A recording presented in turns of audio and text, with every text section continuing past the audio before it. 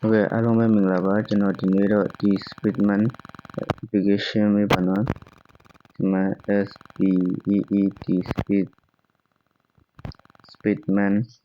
Speedman application မှာပတ်စံရှာပြပါနော်ပတ်စံရှာပါမယ်ကြည့်ထားပါနော်ဒီဟာလေးကိုရင်တောင်းလိုက်ပါနော် Play Store မှာဒီဟာလေးရင်တောင်းလိုက်ပါတောင်းပြီးလို့ရှိရင်ဒီမှာပါနော်ကျွန်တော်ကဝင်ပြီးသားဆိုတော့သူကဒီလိုမျိုးစစချင်းဝင်တဲ့လူဆိုရင်ချင်းချင်းသူက Facebook ဖြစ်ဖြစ် Gmail ဖြစ်ဖြစ်ချိန်ခိုင်းပါတယ်နော်အဲ့နှစ်ခုချိန်ပြီးဆိုရင်သူကဂိမ်းထဲဝင်ပါမယ်ခဏလေးဆောင်ရွက်ပါလည်းမကောင်းသေးဘူးဒီမှာသူကအဲ့လိုမျိုး Gmail ပဲချိန်လို့ရပြီဆိုရင်ဒီလိုမျိုးပေါ်လာပါမယ်နော်ဒီမှာဒီထဲမှာ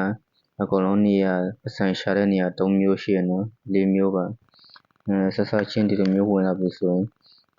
ဒီရဲ့ဟိုပဲပေးနာဟို ID 30ပဲအဲ့နာမှာရှိပါတယ်နော် ID လို့ရေးထားတဲ့နေရာဒီနာကိုနှိပ်ပြီးတော့ကုတ်လေးထည့်ပေးပါဒီနာမှာကုတ်နံပါတ်လေးထည့်ပေးပါနော်ထည့်ပြီးရင်ဒီအောက်ကအပြာရောင်လေးကိုဖြည့်သွင်းပါလို့နှိပ်ပေးလိုက်ပါ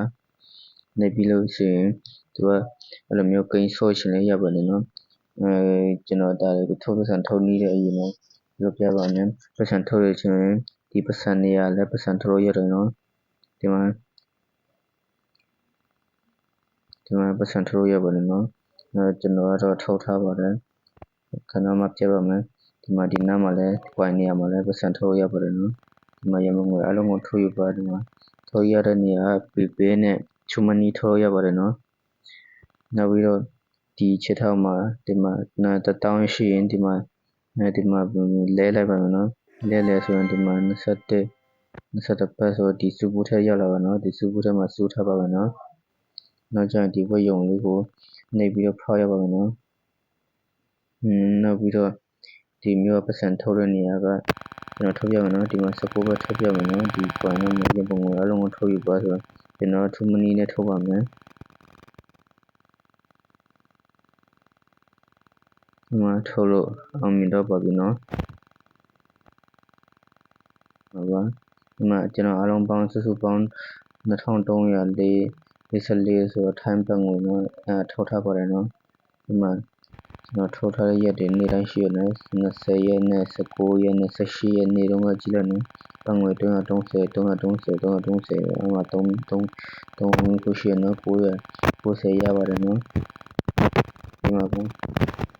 ဒီနားမှာတော့ဖိတ်ခေါ်လူကိုဖိတ်ခေါ်ချင်လည်းရပါတယ်နော်လူကိုဖိတ်ခေါ်ရင်လည်းပတ်စံရပါတယ်နော်ဒီမှာကိုယ့်ရဲ့ကုန်းနံပါတ်ကဒီပေါ်မှာ ID ကိုဖိတ်ခေါ်ပါဆိုတာရှိရနော်နောက်ပြီးတော့မြန်မာစာပြောင်းချင်တယ်ဆိုရင်ဒီ